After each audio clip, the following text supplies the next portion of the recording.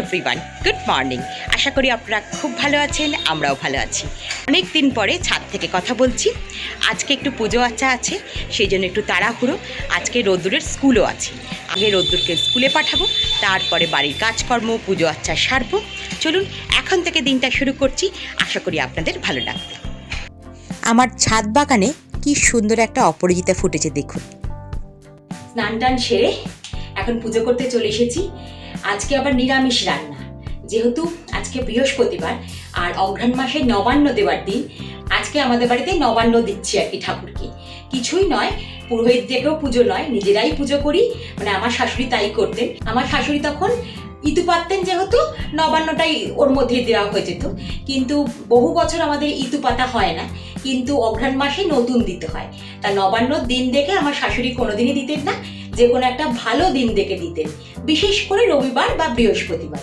তাই এবারে এই 4ঠা ডিসেম্বর বৃহস্পতিবার দিনটা খুব ভালো দেখলাম, তাই নবান্ন দিচ্ছি। কিছুই নয়, নতুন চাল, নতুন গোবিন্দভোগ চাল যেটা ওঠে আর কি, সেই নতুন গোবিন্দভোগ চাল আর নতুন গুড় আর মূলো আর মটরশুঁটি আর দুধ, নারকেল, এই সব দিয়ে পুজো হবে। তারপরে সেটা মাখা হবে। আর আজকে কিন্তু নতুন গুড়ের পায়েস করতেই হবে, সেই জন্য নিরামিষ রান্না। রান্নার কিছু জোগাড় করে এসেছি, কিন্তু রান্না বসানো হয়নি। পুজোটা করে গিয়ে রান্না বসাবো। তারপরে রোদ্দুর স্কুল যাবে, আবার 2:30টার সময় রোদ্দুর স্কুলের ছুটি, তাকে আবার আনতে যেতে হবে। তাই চলুন পুজোর জোগাড়গুলো করে ফেলি, আজকে পুজোটা ঝটপট সেরে ফেলি।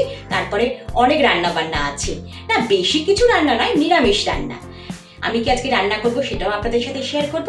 আজকে সারাদিন শুধু খাই খাই পর্বই চলবে বলতে গেলে।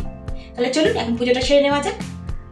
প্রতি বৃহস্পতিবারই আমরা ফুল, বেলপাতা, আমশাখা কিনে নিয়ে আসি পুজো করার জন্য।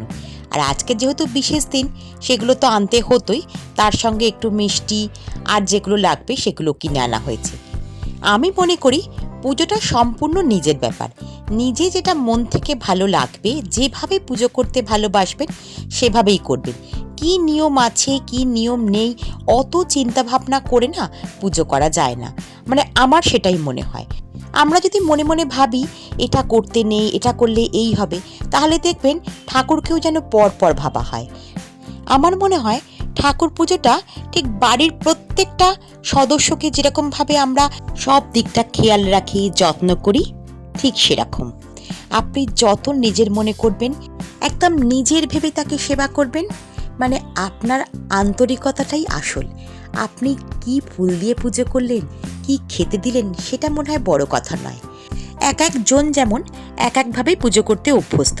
যাদের বাড়ি গোপাল আছে তারা যেমন পুত্র স্নেহে গোপালকে পুজো করেন, আর আমাদের বাড়ি দুর্গাপুজোর সময় আমরা কন্যা রূপে দুর্গাপুজো করে থাকি।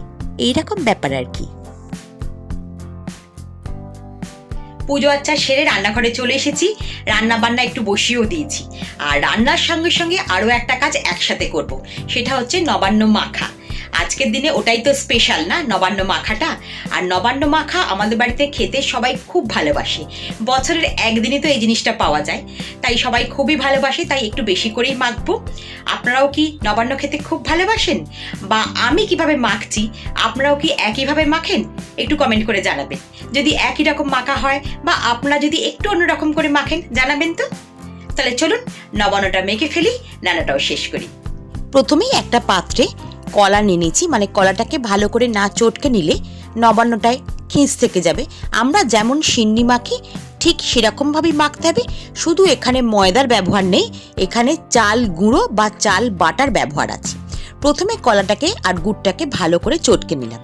আপনারা পরিমাণটা কিন্তু আপনাদের সুবিধে অনুযায়ী কম বেশি করে নিতেই পারেন। যখন বেশ ভালো করে কলা আর গুড়টা চটকানো হয়ে গেল, আমি দিয়ে দিলাম নারকেল কোড়া। এটা দিয়েও একটু ভালো করে মেখে নিতে হবে। এরপরে দিতে হবে চাল গুঁড়ো। গোবিন্দভোগ চালকে একটু গুঁড়ো করে বা বেটে নিতে হবে। আমি একটু শিলে ভালো করে বেটে নিয়েছি। আর তার সঙ্গে মেশাবো দুধ। তাহলেই কিন্তু নবান্ন মাখার অর্ধেকটা কাজ হয়ে গেল। অনেকেই নবান্নর মাখার মধ্যে ফলকুচি, মটরশুঁটি এইসব দিয়ে থাকি, কিন্তু আমাদের বাড়িতে আবার অন্যান্য ফলকুচি বা মটরশুঁটি একদমই খেতে পছন্দ করে না, তাই একটু খেজুর দিলাম।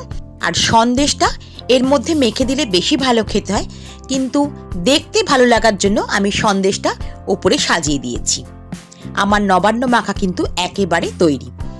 এর ওপরে কিন্তু অনেকে বেদানা বা আপেল কুচি বা কমলা লেবু দিয়ে খেতে পছন্দ করেন, কিন্তু আমরা এরম ফল ছাড়া খেতেই পছন্দ করি। মাখাটা কেমন হয়েছে বলুন তো? লোভ লাগছে আপনাদের? নবান্ন মাখা হয়েও গেছে, সকলকে দেওয়াও হয়ে গেছে, প্রসাদ খাওয়াও হয়ে গেছে। এবার জোর কদমে রান্না করতে বসিয়ে দিয়েছি। আজকে হচ্ছে লাউ দিয়ে মুগের ডাল। লাউ আর মুগের ডালটা আগে একটু সেদ্ধ করে রেখেছিলাম, কড়াইতে ফোড়ন দিয়ে মুগের ডালটা একটু সাঁতরে নিলাম। আর অন্যদিকে আমি পায়েসটা বসিয়ে দিয়েছি। আমি বেশিরভাগ সময় ইন্ডাকশানে পায়েস করতেই পছন্দ করি, কারণ ইন্ডাকশানে পায়েস করলে মনে হয় তাড়াতাড়ি হয়।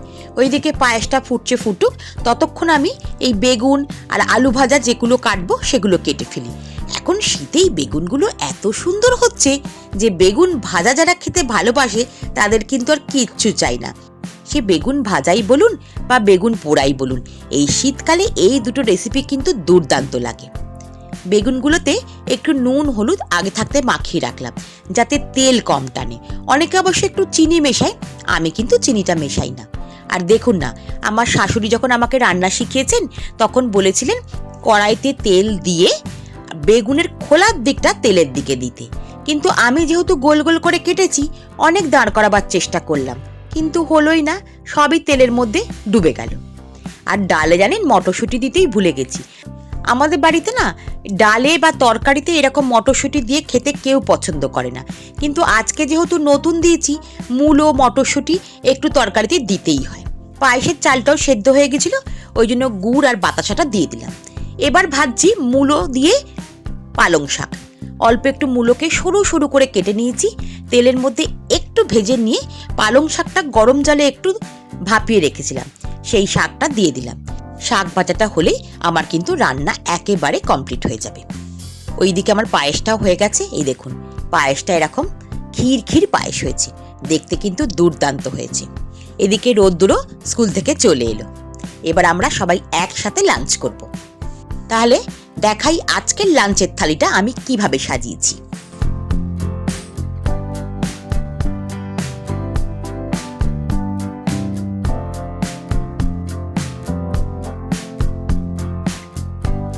আমার কাছে নবান্ন মানে শীতকালে নতুন গুড়ের হাতছানি। আজকে পায়েসটা যেহেতু দেরি করে হয়েছে তাই এখন একটু গরম আছে, কিন্তু পায়েসের ওপর শটটা কিন্তু বেশ মোটা করে পড়েছে। এই হচ্ছে আমাদের আজকে লাঞ্চের থালি।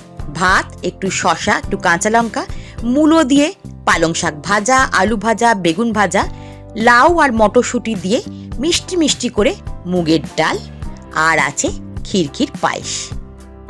এই হচ্ছে নবান্নের দিনে আমাদের দুপুরের লাঞ্চের থালি। খাবারটা তাহলে এখন এনজয় করি। আজকের ভিডিওটা এখানেই শেষ করছি। ভালো লাগলে একটা লাইক দেবেন। আপনি যদি আমার চ্যানেলে নতুন হন একটা সাবস্ক্রাইব করে বন্ধু হওয়ার অনুরোধ রাখলাম। ও, আপনাদের তো একটা জিনিস দেখাতেই ভুলে গেছি। ভিডিও শেষ করার আগে দেখে নিন আমাদের বাড়ির সামনের রাস্তাটায় কি কর্মকাণ্ড চলছে। জলের পাইপ বসানোর জন্য রাস্তা খুঁড়ে একেবারে বিচ্ছিরি কাণ্ড কারখানা হয়েছে। আমরা পুরো আজকে বন্দি দশায় বাড়িতে বাস করছি। আপনারা ভালো থাকবেন, সাবধানে থাকবেন। আজ তবে আসি।